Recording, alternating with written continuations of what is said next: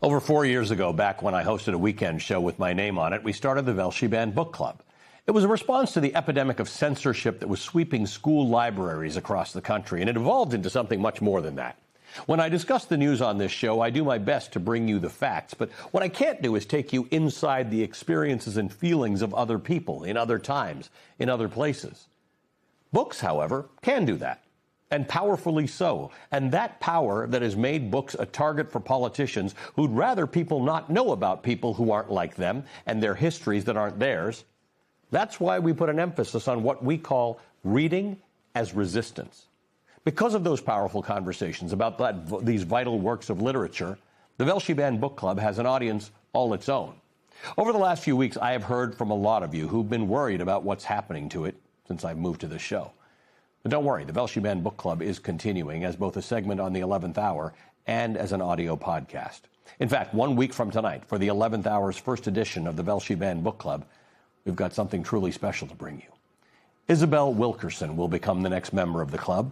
She's a veteran journalist who became the first African-American woman to win a Pulitzer Prize in journalism for her work at the New York Times. We'll be talking about her seminal 2010 book, The Warmth of Other Suns, the epic story of America's Great Migration.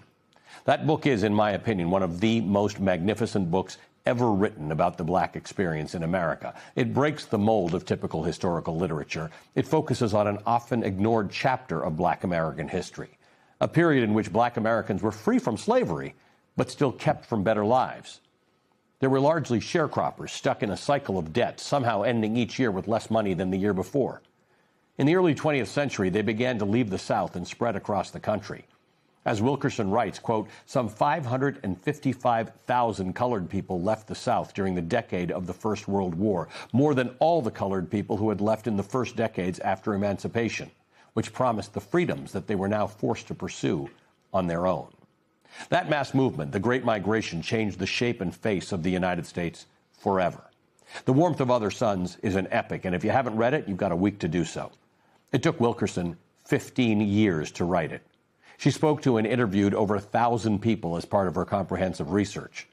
On this day, Juneteenth, if you're looking to educate yourself about the history of black America, she is one of the most important authors you could ever learn from.